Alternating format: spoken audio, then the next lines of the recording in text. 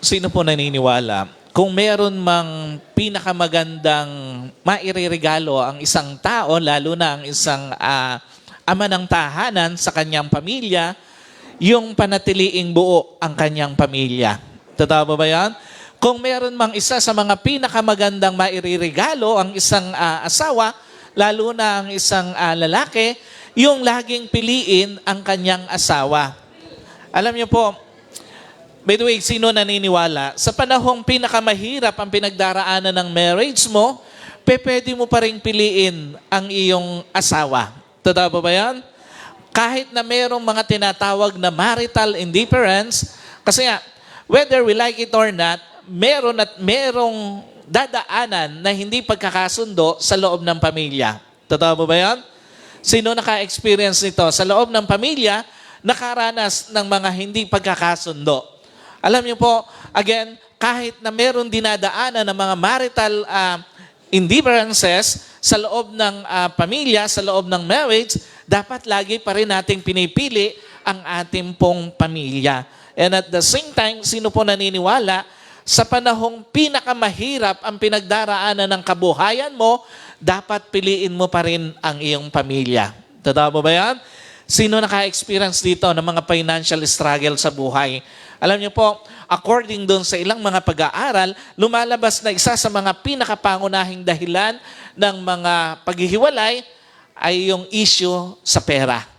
Isa sa mga nagiging dahilan bakit merong mga nagkakalayo na mga mag-asawa simply because sa issue ng pera. But again, kahit na merong dinaraanan o pinagdaraanan ang pamilya, ang mag-asawa sa usapin ng financial, dapat pinipili pa rin natin ang ating asawa.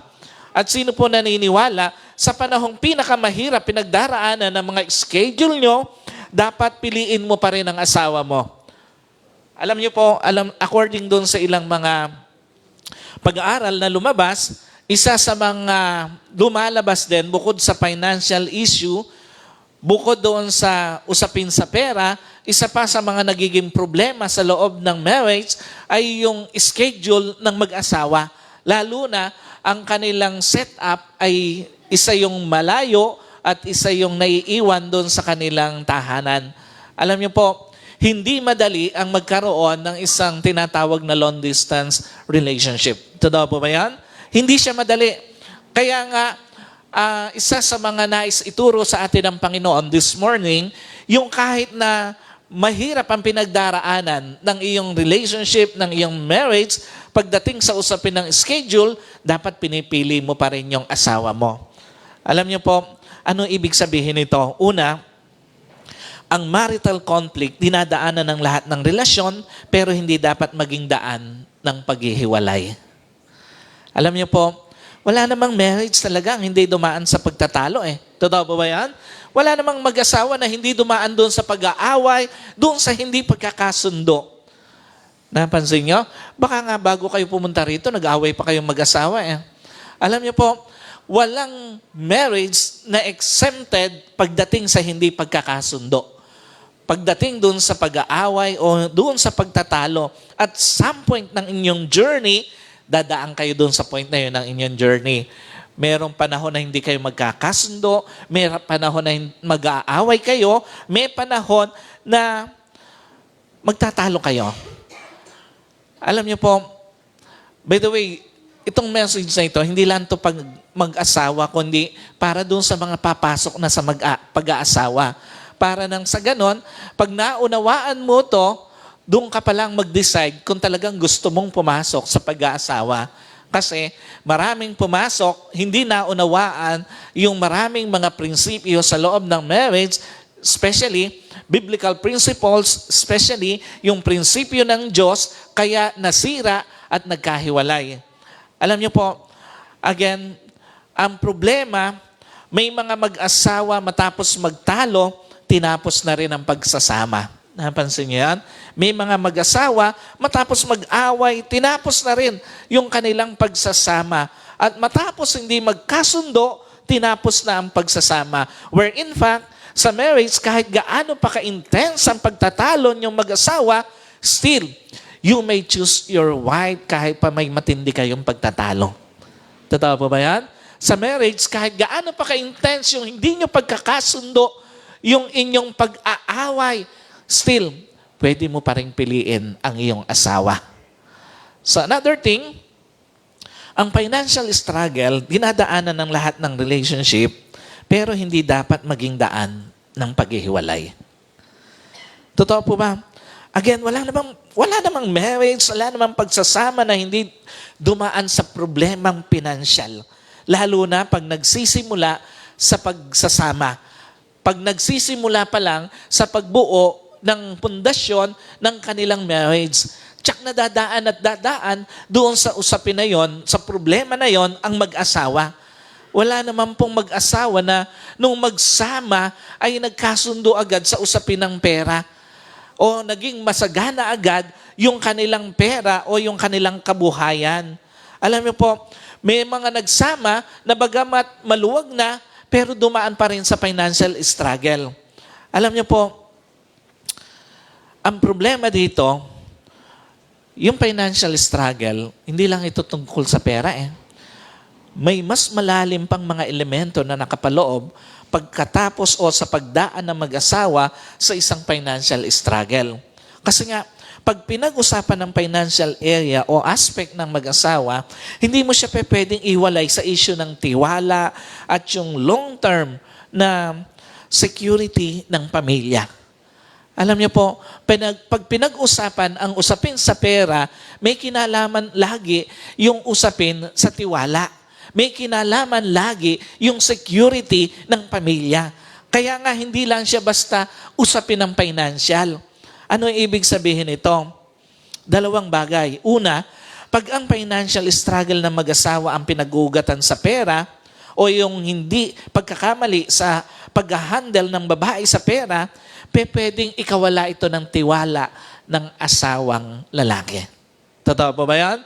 Pag ang pinag-ugatan ng problema sa financial ng pamilya ay yung maling pag-handle ng babae sa pera, pwedeng mawala ang tiwala ng asawa. Ang malungkot, tandaan nyo po, in the absence of trust, kahit pa sa financial matter ito, pwede itong tumulay dun sa mas maraming aspeto o problema sa loob ng marriage. Lagi ka na lang hahanapan ng asawa mo. Lagi ka na lang bibilangan ng asawa mo. Lagi ka na lang sisisihin ng asawa mo. Kaya nga, napaka-komplikado, napaka-complex ang usapin pagdating sa problema sa pera. Kaya nga, dapat, bago pa siya dumating, decided na kayo na kahit meron tayong daan ng problema sa pera, hindi tayo maghihiwalay. Dapat ganun ang konsepto ng kaisipan ng mga mag-asawa. Secondly, pag ang marriage ay dumadaan sa financial struggle, natataya ang long-term security ng pamilya. Alam niyo po, hindi lang ang kabuhayan ng mag-asawa, maging ang relasyon ng mag-asawa. What's the point? Dadalas ang pag-aaway ng mag-asawa. Napansin niyo yan? Minsan pag dumadaan sa problema sa pera ang mag-asawa, kahit yung mga simpleng bagay pinag-aawayan na. Nadadamay kahit yung mga simpleng bagay. Nadadamay kahit yung mga anak. Alam niyo po, again, pag dumadaan ng mag-asawa sa problema sa pera, dadalas ang pag-aaway, mas masasakit ang magiging batuhan ng salita, mas lalalim ang samaan ng loob at mas tumatagal ang pagkikimkim ng sama ng loob. Ganon karami o katindi ang tinutulay ng problema sa pera o ng usapin sa pera. So, ba't sino po naniniwala, kahit naman gaano pa kalalim naging pagkakamali ng asawang babae sa paghawak ng pera, pwede pa rin namang piliin ng asawa o piliin pa rin ng asawa despite ng pagkakamali ng asawa. Totoo ba yan? Kahit na nagkamali yung asawa mo sa pag-handle, at some point ng inyong journey sa marriage, still, pwede mo pa rin piliin yung asawa mo. At despite ng malalim ng mga pag-aaway, batuhan ng masasakit na salita, pwede nyo pa rin namang piliin ang isa't isa. Ikatlo, ang marital distance ay dinadaanan ng maraming relasyon. Napansin nyo? Minsan, kahit hindi sa ibang bansa, minsan kahit dito lang, pero hindi pa rin magtagpo ang schedule ng mga mag-asawa. Dandaan po natin, kahit na ang marital distance ay dinadaanan ng maraming relasyon, pero hindi pa rin ito dapat maging daan ng paghihiwalay. Alam niyo po, totoo ba may mga sandali sa marriage, sa pagsasama ng mag-asawa, nahihingin yung pagkakataon na magkalayo kayo. Napansin niyo yan? Minsan, di nyo naman talaga ginusto na magkalayo, pero hinihingi ng sitwasyon, hinihingi ng circumstances na meron kayo, kaya kailangan yung tiisin yung paglalayo. Pero maraming mga mag-asawa, hindi naman talaga nila ginusto, pero kailangan nilang gawin. At madalas, ang pinaka-common ground ng paglalayo o pansamantalang paglalayo, yung paghahanap buhay sa malayo. But sometimes, sobrang mahal ang nagiging kabayaran ng pansamantalang paglalayo ng mag-asawa. Napansin niyo yan? Minsan, ang kabayaran ng pansamantalang paglalayo ng mag-asawa, paglalayo ng kalooban. Minsan, ang kabayaran ng pansamantalang paglalayo ng mag-asawa, paglalayo ng tuluyan sa isa't isa. At minsan, alam niyo po, ang kabayaran ng paglalayo, pansamantalang paglalayo, tuluyang pagkasira ng pamilya. Hindi lang paglalayo ng kalooban, hindi lang paglalayo physically o tuluyang paglalayo, kundi tuluyang pagkasira ng pamilya. Kaya nga kung hindi rin lang kayang tiisin ng tukso, lalo na ng lalaki, isama na lang ang asawa kung lalayo ng trabaho. Kung matataya rin lang ang stability ng marriage, wag na lang ding maglayo. At kung malalagay rin lang sa alanganin ng stability ng pamilya, wag na lang ding maglayo. Kasi nga, kung sumaga naman ang buhay, pero nasira ang marriage, sobrang mahal ang naging kabayaran ng pagsagana. Alam niyo po, kung sumaga naman ang buhay, pero nagkawatak-watak naman ang pamilya, napakamahal na kabayaran ng pagsagana. At kung sumaga naman ang buhay at naipagpalit naman sa ibang asawa, napakamahal na kabayaran ng pagsagana nun. So, gusto ko lang pong linawin, by the way, hindi po ako against sa pagsagana ng isang pamilya. Kasi yun din yung gusto ng Panginoon na maranasan ng bawat isa sa atin. Pero, naniniwala ako na pwedeng sumagana ang pagsasama na nananatiling buo ang marriage. Naniniwala ako na pwedeng sumagana pagsasama na nananatiling pinipili pa rin ang asawa. Now, ang tanong, bakit nga ba dapat na lagi nating pinipili o laging dapat piliin ang asawang babae? Para po ito sa mga asawang lalaki, sa mga young pro natin na pag nag-asawa, dapat nagiging maayos, nagiging matapat, laging pinipili ang asawa. Hindi pwedeng, especially sa mga kabataan natin, hindi pwedeng single ka pa lang, pinaglalaroan mo na yung relasyon. Kasi pwedeng pagdating ng paglagay mo sa sitwasyon ng pag-aasawa, pwedeng madala mo yung habit na yan. So kaya nga dapat, lalo na doon sa mga teenager natin ngayon na sumisibol na nagkakaroon na ng crush, nagkakaroon na ng mga gusto, make sure na pag ikaw ay nanligaw, tiyak yun na talaga yung gusto mo. Yun na talaga yung hanggat maaari, hanggang sa ikaw ay maging stable sa buhay, gusto mo nang lumagay sa pag-aasawa, yun na talaga yung mapangasawa mo. So, now, ang tanong, bakit dapat na laging piliin ang asawang babae? Alam niyo po, nawawala ang favor ng Diyos sa lalaking nangiiwan ng asawa. Sino po naniniwala? Mahalagang regalo ng Diyos ang asawa. Sa mga lalaki, hindi kayo naniniwala? Yung pong mga tatay dito? Sino naniniwala? Kahit napipilitan, kahit napipilitan lang, sige, taas ang kamay. Mahalagang regalo ng Diyos ang asawa. Basta ninyo? Ang sabi sa Proverbs 18:22, he who finds a wife find a good thing and obtain favor from the Lord. Ang Biblia ang nagsabi nito. Ang isang makadiyos tapat na may bahay ay divine blessings or gift mula sa Diyos. Na ibig sabihin, yung good thing at favor na binabanggit, nagpapaalala na ang may bahay ay isang valuable na regalo mula sa Diyos o biyaya ng Diyos at hindi galing sa tao. At yung word na finds, matcha, ang ibig sabihin from Hebrew ay nagpapakita that you obtaining or securing something of great value. Iyon yung ibig sabihin nun.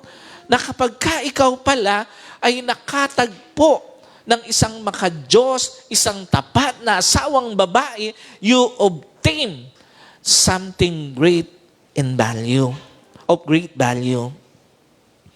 Ano ibig sabihin ito? Una, pag pinagpapalit mo ang iyong may bahay na godly na, faithful pa, nawawala sa buhay mo yung napaka-favor o valuable na grasya ng Diyos sa iyo. Akala mo lang walang nawala sa iyo. No, merong nawala sa iyo. Yung napaka-valuable na regalo ng Diyos sa iyo. Pag pala pinagpapalit mo ang ganong klase ng may bahay, hindi lang asawa na wala sa iyo, nawalan ka din ng mahalagang grasya mula sa Diyos. Kaya nga pansinin nyo, bakit mo ipagpapalit ang iyong asawa na naging tapat sa iyo sa taong hindi naging tapat sa kanyang asawa kung siya man ay may asawa na? At kahit sabihin mo pa na single ang pinagpalit mo sa asawa mo, bakit mo siya ipagpapalit sa taong walang pagpapahalaga sa moral standard? In short, mali na ipagpalit ang asawa sa single man o hindi. Naalala ko lang nung kabataan ko, lagi kong katwiran nun, hindi naman ako nang bababae ng may asawa eh. Sabi ko, wala akong sinasakta naman na kapwa ko lalaki. Pero until I realized na sa prinsipyo ng Diyos, sa single at sa may asawa, mali. Mali na ipagpalit ang asawa. Kahit na single pa yan, ibig sabihin lang yan, wala siyang pagpapahalaga sa moral standard. Kaya kanya tinanggap kung may asawa ka na. So, ikalawa, pag pinagpalit mo ang iyong may bahay na godly na, faithful pa, mula sa magandang sitwasyon, pumupunta ka sa miserableng sitwasyon. Alam niyo po, sino naniniwala? May mga asawa gaya ng sinasabi ng mga matatanda, nasa badig na, lumipat pa sa sahig. Totoo ba yan? May mga asawa nandoon na sa maayos na sitwasyon, pumunta pa sa magulong sitwasyon ng buhay. Alam niyo po, nasa piling na ng asawang hainan o urungan siya, naghanapan ng babaeng hahainan at uurungan niya. Doon sa mga iniwan po ng mga asawa nilang lalaki, maniwala ka, mas mahirap ang sitwasyon ngayon ng asawa mo kesa nung kasama ka. Nasa piling na nung asawang tinutulungan siya sa paghahanap buhay, naghanapan ng siya na lang ang maghahanap buhay. At nasa piling na nung asawang hindi siya pinagpapalit, naghanapan ng babaeng posible siyang ipagpalit balang araw. Ikalawa, bakit kailangang piliin lagi ang asawa? Nawawala ang totoong kaagapay, kaunawa, at kasama sa buhay. Isa sa mga dahilan bakit dapat mong laging piliin ang asawa mo. Alam niyo po, by the way, sino naniniwala sa mga asawang lalaki? Kung meron mang totoong kaagapay ka sa buhay, iyon yung asawa mo. Totoo mo ba yan? Siya yung itinalaga ng Diyos na totoong kaagapay mo. Pansinin nyo, ang sabi sa Proverbs 12:4, a godly wife is described as a crown to her husband. Bakit sa tingin nyo, ganito siya dinescribe ng Biblia? A crown to her husband. Kasi nga, ang isang makadiyos at tapat na asawa, laging nangunguna sa pagbibigay dangal sa kanyang asawa. Kahapon po, doon sa aming preaching academy, yun po yung aking pinapasukan na 5 weeks, 5 Saturdays po ito para doon sa refreshing course about effective preaching. Isa doon sa mga itinuro sa amin ay yung bakit yung mga lalaki, ang sabi ng Panginoon sa asawang babae, honor your husband. Kasi nga, napansin nyo, ang lalaki pala talaga, napaka-sensitive niya pagdating sa usapin ng honor. Totoo ba yan? Napansin niya? Yung pag nasasaling na yung ego ng lalaki, napansin nyo, iba ang dating sa kanya eh. Kasi yun yung nature niya. Ganun siya nilikha ng Diyos. So yun yung itinuro sa amin ng isa sa mga coach namin o yung tagapagturo po doon, si Pastor Rapi. At sa babae, ano sabi ng Panginoon sa asawang lalaki naman? Love your wife as Christ loved the church. Kasi, napansin nyo, yung mga babae, hindi naman siya masyadong ganon ka-sensitive pagdating sa usapin ng ego eh. Napansin nyo yan? Pero sensitive siya pagdating saan? Sa usapin ng emotion o ng pagmamahal. Kasi ganon siya nilikha ng Diyos. So, balik po tayo dito. Kaya siya tinawag ang babae na a crown to her husband kasi nga laging nangunguna sa pagbibigay ng dangal sa kanyang asawa. Kaya nga sa mga babae naman po, sa mga asawang babae, dapat malinaw sa iyo to na hindi ikaw yung dapat na nagbababa sa pagkatao ng asawa mo. Hindi ikaw dapat yung nagpapahiya sa asawa mo.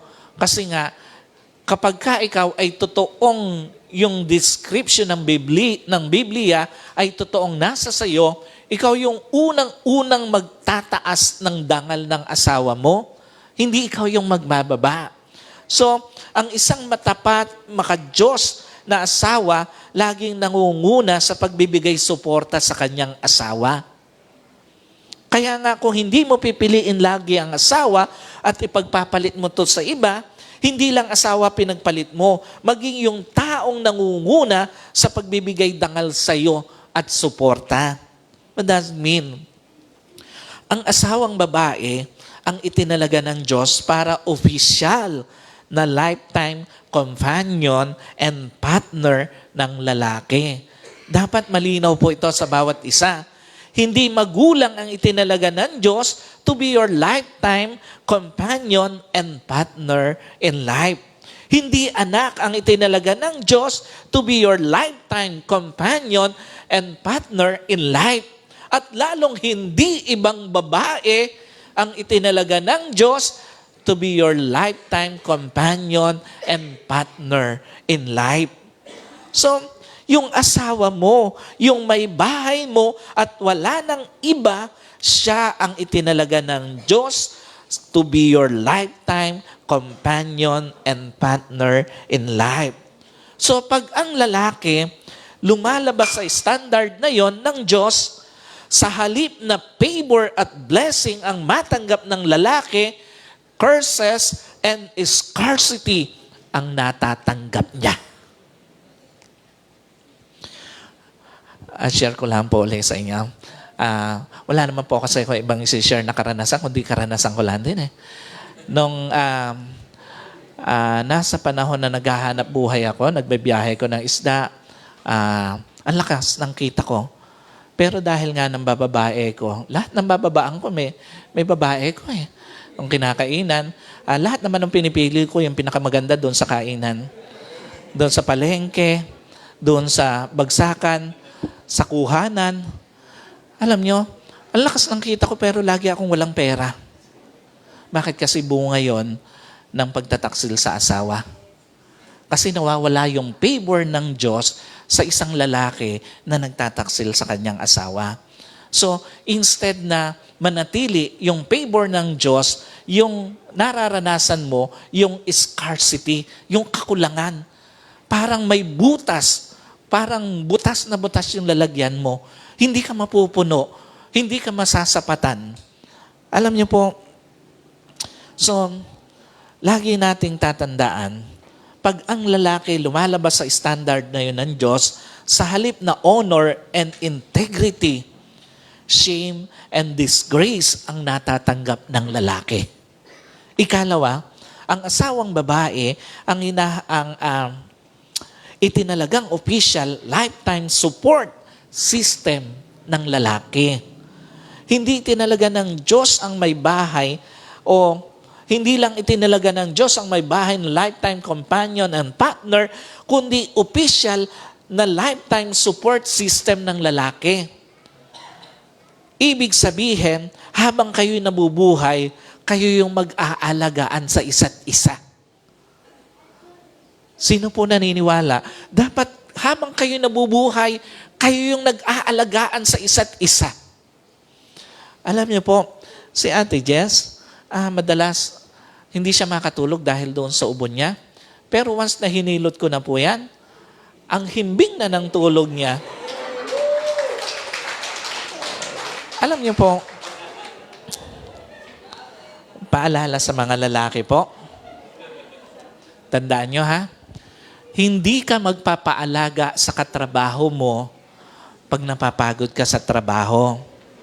Hindi ka magpapaalaga sa kumari mo pag meron kang mabigat na pinagdadaanan. At hindi ka magpapaalaga sa kung sino lang sa tabi-tabi dahil merong itinalaga ang Diyos para mag-alaga sa iyo. Kayong mag-asawa ang mag-aalagaan sa lahat ng sitwasyon ng buhay. Alam niyo po, ano ibig sabihin nito? Habang kayo nabubuhay, tandaan niyo po, walang ibang dapat nakasama o sangkot sa pag-aalaga sa isa't isa. Hindi ka kay kumari maglalabas ng sama ng loob, hindi ka sa workmate mo maglalabas ng mga hinaing mo kung saan pwede kang matukso, at hindi ka didikit sa taong alam mo na kalaunan, pwede kang mapaso, pwede kang matukso. At ibig sabihin nun, habang kayo nabubuhay, kayo ang magtitiis sa isa't isa. At the end of the day, you will realize na habang papunta sa pagpapamilya ang mga anak nyo, kayo na lang pala talaga ang magsasama habang buhay. Napansin niyo yun? Sino rito na-experience na yon? Na akala nyo before, habang buhay, kasama mo yung mga anak mo, pero ngayon, nung lumaki na, may kanya-kanyang buhay na. Yung iba, wala pang asawa, pero gusto na magsarili sa buhay eh. At yun yung reality ng buhay. Dapat yung mga magulang, again, hindi sasama ang loob mo kung yung anak mo, dahil may kakayanan na siya, gusto niyang magsarili kahit single pa, hayaan natin. Dapat tayong mga magulang, hinahayaan nating lumipad yung ating mga anak ng mataas sa buhay. Huwag pipigilan. So, tanggapin mo na yung reality. Kayong mag-asawa, at the end of the day, kayo pa rin ang matitira sa huli na magkasama. So, you will realize habang tumatanda kayo na wala pala talagang iba kayong makakasama madalas, kundi ikaw at ang may bahay mo hanggang sa dulo ang magtitiis sa isa't isa. Kaya nga hindi dapat pinagpapalit ang may bahay sa iba.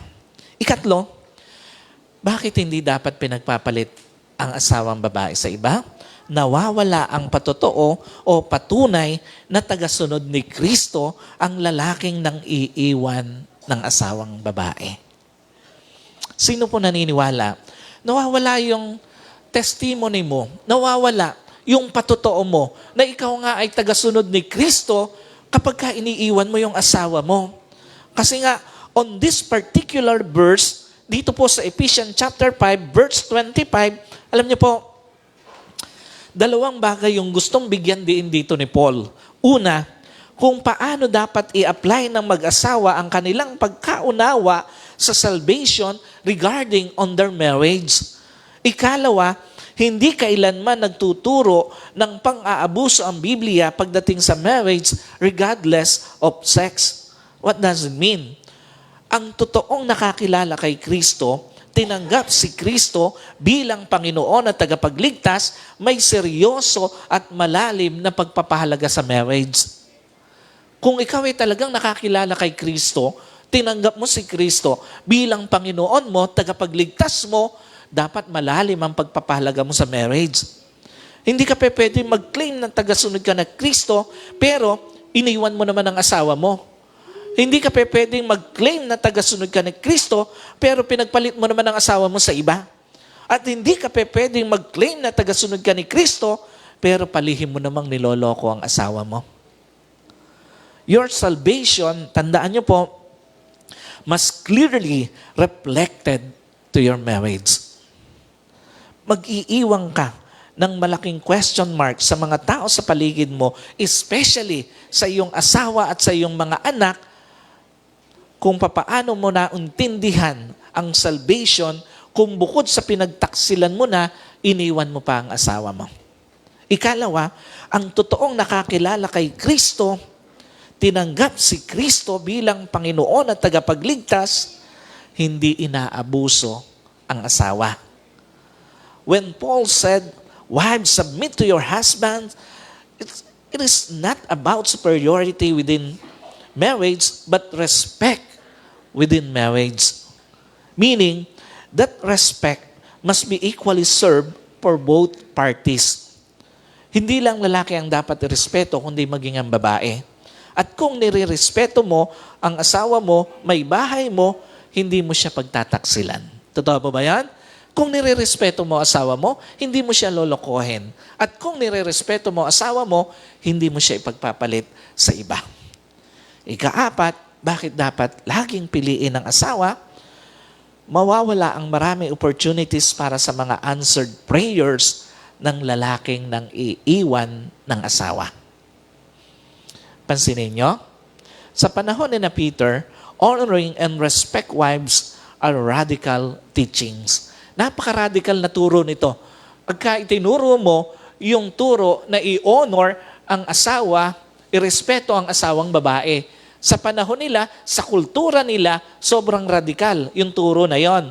Kasi nga, sa kanilang panahon, marami mga kababaihan oppressed, hindi isinasama sa bilang, at hindi masyadong pinakikitunguhan ng maganda, ng lipunan. So when Peter instructed yung mga lalaking o yung mga asawang lalaki to honor, respect, and love their wives, may diin sa huli yung instruction ni Peter.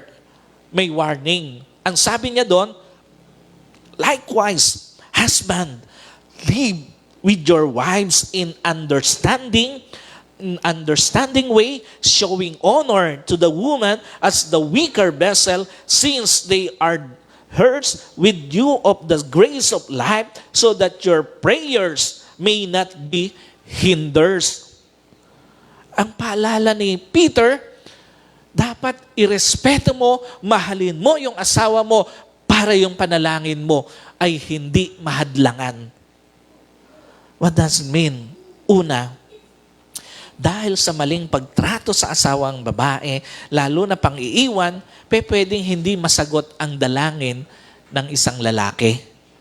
Alam niyo po, lahat ng pang-aabuso sa asawa hahadlang sa maraming answered prayer ng isang tao. Lahat ng pagtataksil, lahat ng pang-iiwan, hahadlangan nito yung pagsagot ng Diyos sa iyong panalangin. What's the point? God has always way para bigyang katarungan ang babaeng pinagtaksilan. Laging may paraan ng Diyos para ipagtanggol ang babaeng iniwan. Laging may paraan ng Diyos para pagbayarin ang lalaking nang iwan ng pamilya. So kung nang iwan ka ng asawa, huwag kang magtaka, bakit hindi sumasagana buhay mo? Kahit nagdarasal ka naman. Kung nang iwan ka ng asawa, huwag kang magtaka bakit parang hindi umuusad buhay mo, nagdarasal ka naman. At kung nang iwan ka ng asawa, huwag kang magtaka kung bakit sa halip ginhawa, parang mas nasasadla ka pa sa hirap. Kasi nga, may paraan ng Diyos para bigyang katarungan mga babaeng iniwan, pinagpalit sa iba, at pinagtaksilan. Ikalawa, dahil sa pangiiwan sa may bahay, magiging malaking struggle sa lalaki ang manalangin. Maniwala kayo, pag may ginagawa kang kalokohan sa buhay mo, hindi ka makakapanalangin ng seryoso eh. Totoo mo ba yan? Pagka ikaw ay nanloloko ng asawa mo, kahit ano gawin mo, hindi ka makakapanalangin ng totoo sa puso mo. Totoo sa espiritu mo. Kapag ka meron kang maling ginagawa sa buhay mo, ang hirap kumonekta sa Diyos. Iyon ang totoo. Kahit anong pilit mo, kahit gaano ka pa ka-religious na tao, pagka meron kang alam mong maling ginagawa sa buhay mo, mahihirapan kang manalangin. At panghuli, bakit laging dapat piliin ng asawa? Nawawala sa hulog o sa tamang disposisyon sa buhay ang lalaking nang iiwan ng asawa. Sino po naniniwala? Yung palang pagtaksilan mo asawa mo, wala na sa hulog yun eh. Mali na yun eh. Totoo po ba yan? Yung palang pagtaksilan mo siya, how much more yung iniwan mo na at sumama ka pa sa iba? Paano mo itatama o ilalagay sa hulog yung mga susunod mong disposition sa buhay kung hindi mo muna itatama pagkakamali mo? Pansinin nyo, ang sabi sa Proverbs chapter 19, verse 14, a house and a wealth are inherited from parent, but a prudent wife is from the Lord. Bahay at kayamanan ay minamana sa mga magulang, ngunit galing sa Panginoon ang asawa na may katalinuhan. Ano ibig sabihin nito? Una, ang asawa ay isang espesyal na blessings mula sa Diyos, kaya pag iniwan mo siya, iniiwan mo rin yung special na blessing ng Diyos sa iyo. Pansinin niyo yung Hebrew word na ginamit dito, from prudent wife, sakal. Yun ang ibig sabihin po sa Hebrew niya, is a special blessing. Kasi nga, kung ang magulang kaya nitong mag-provide ng material na yaman, ang matalino, maka-Diyos na asawa, Diyos lang ang may kakayanang magbigay nito sa iyo. Meaning, yung asawa na meron ka, hindi lang yan simpleng may bahay. She is a divine blessing. At dahil divine blessing siya, nilagyan siya ng Diyos ng kakaibang talino at kakayanan sa buhay. Pansinin nyo, yung wala kayong ulam, bigla kayong nagkakaulam, hindi ba magaling yung ganong asawa? Sino po rito na-experience na yun sa bahay, sa mga asawang lalaki?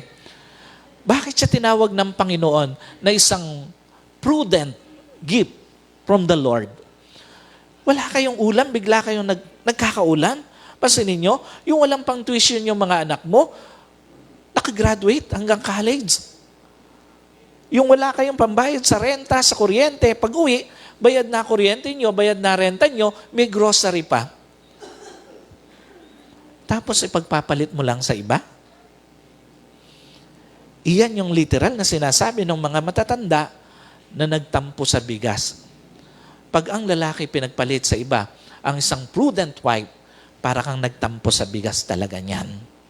Ikalawa, kung meron mang pinakatamang decision sa marriage, yun lagi mong piliin ang babaeng ibinigay ng Diyos sa iyo. Sino po rito? Sa mga may asawang lalaki, hanggang sa huli kaya niyang piliin at handa niyang piliin yung kanyang asawang babae, yung binigay sa kanya ng Panginoon. At maging doon sa mga mag-aasawa pa lang, dapat, again, eto na dapat yung mindset mo bilang isang kabataang lalaki, na pag ikaw ay binigyan ng Diyos ng pagkakataon na makapag-asawa, dapat siya lagi ang pipiliin mo. Alam niyo po, bakit yun yung pinakatamang desisyon sa buhay? Because choosing your wife always was a divine design to your marital journey. Ito yung supreme design ng Diyos sa iyong marital journey. Pwedeng hindi perpekto ang marriage na meron ka. Pwedeng hindi maging perpekto ang marriage na papasukin mo, pero tandaan nyo po, ang piliin ng asawa, despite of her imperfection, ang isa sa pinakamatalinong pagpili na magagawa mo sa buhay mo. Pwedeng hindi laging masaya ang marital journey mo. At pwedeng hindi laging maging masaya doon sa mga mag-aasawa ang maging marital journey mo, pero tandaan nyo po, ang piliin lagi ang may bahay mo, ang pinakamatalinong pagpili sa buhay. At pwedeng hindi lahat ng pangarap mo sa isang babae ay nasa iyong asawa. Pero tandaan niyo po, ang piliin siya lagi, pinakamatalinong pagpili sa buhay. So church, sa mga asawang lalaki, sa mga mag-aasawang lalaki, piliin lagi ang may bahay dahil nasa pagpili sa kanya ang pananatili ng favor ng Diyos sa buhay mo. Piliin lagi ang may bahay dahil siya ang totoong makakaagapay mo sa journey mo. Piliin lagi ang may bahay dahil ito ang magpapatunay na ikaw nga ay tagasunod ni Kristo. Piliin lagi ang may bahay dahil susi ito sa maraming answered prayers sa buhay mo. At piliin lagi ang may bahay dahil ito ang isa sa pinakatamang desisyon na magagawa mo sa buhay mo. So let us pray. Panginoon, sa oras na ito, tinataas ko po sa iyo ang lahat ng mga mag-asawa, mga papasok sa pag-aasawa. Lord, continue to cover their marriage, continue to cover their relationship, their journey, na hanggang sa huli, Panginoon, manatili sila ang magkasama. Despite na maraming mga struggles, whatever struggles, financial, indifferences sa mga pananaw, anumang Panginoon na mga hindi pagkakasundo, pagtatalo, huwag maging daan ng paghihiwalay. Sa halip, magpalalim pa ito ng kanilang pagmamahal sa isa't isa, pagpapahalagahan sa isa't isa, at pagrerespetuhan sa isa't isa. Lord, muli po, dinideklara ko na ang mga dalangin ito para sa mga mag-asawa, para sa mga mag-aasawa, at sa bawat pamilya na naririto sa physical service at online service, ay iyon na pong tinugon, Panginoon, at sinil sa pangalan ng aming Panginoong Jesus. Amen and amen. God bless you all.